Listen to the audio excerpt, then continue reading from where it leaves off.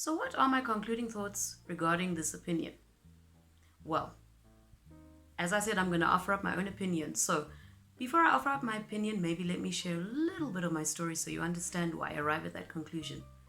Throughout primary school and high school, I was always in the choir. And in fact, it went a little bit further where somehow I was always picked to go for the Eisteddfod in the solo category. In high school, I also did the duet category, but somehow I would always be offered up to go into the solo category.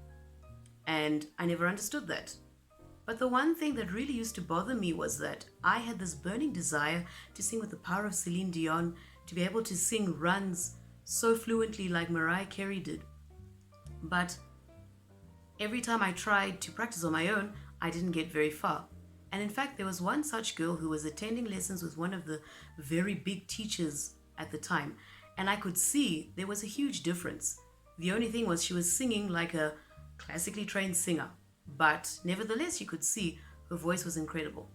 Let's fast forward it to after school. I tried to attend singing lessons, and I was really excited at the idea of just honing my technique, but I could see it required a lot of tedious work. On the other hand, I remembered doing a few recordings at church, and I remembered one such person that I really look up to musically saying to me, you don't really need vocal lessons. It's just a matter of you practicing and feeling the music. And something at the back of my head told me, nah, I don't think so, because I was struggling with practicing on my own.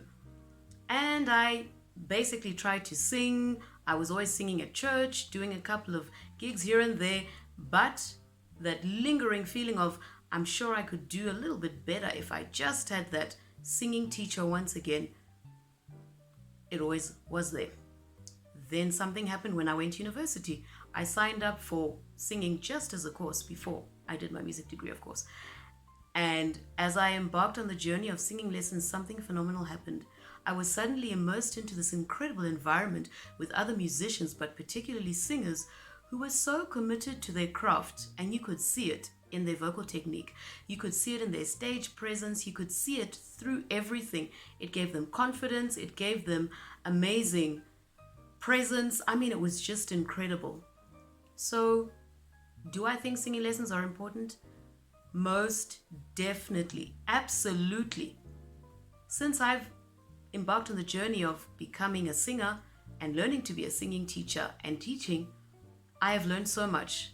In fact, I have been able to expand my horizons just in terms of teaching across different genres. So I was classically trained at university, but I found due to the demands of teaching in this world, one has to be versatile. So it's just been so exciting to be able to delve into other genres like jazz, musical theater, Afro jazz. It's been incredible. And even with my degree, because I did a little bit of ethnomusicology, I was able to look into other styles from other cultures, and you see just how amazingly expansive the vocal music arena is. There's so much you can do.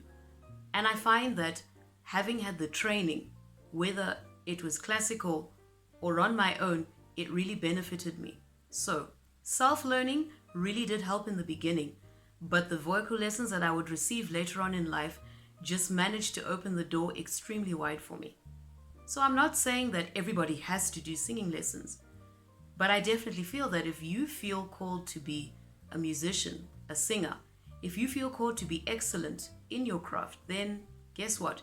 You're going to have to do the music lessons. You're going to have to go for the singing lessons if you want to be the singer. I feel that singing lessons have also helped me to stand apart. Stand apart just meaning that wherever I've gone, I've always been able to hold my own, to manage, to cope. It's just been incredible. So, singing lessons. Singing lessons.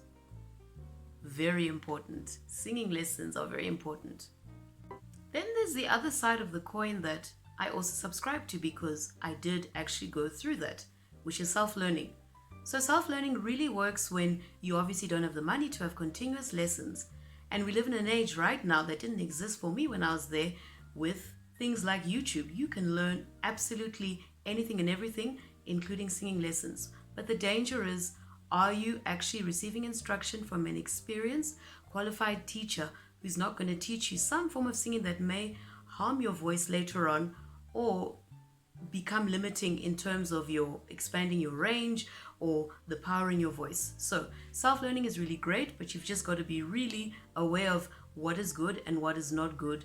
And sometimes it's hard to gauge that because you're learning on your own. So in conclusion, I guess what I'm saying is that singing lessons are definitely worth your while. But obviously if you can't afford it, then you will have to make use of the resources on places like YouTube, which are absolutely incredible. And I actually realized that I think I'm going to make that one episode where we just look at some of the really amazing channels that are out there on YouTube that give you such amazing tips and advice on how to sing well. So, singing lessons, yes. Self-learning, yes. But you'll go even further if you've got that amazing mentor who just takes you to the top. Thanks so much for watching this channel. I hope you enjoyed it. Don't forget to like, subscribe, and ring that notification bell. See you in the next episode.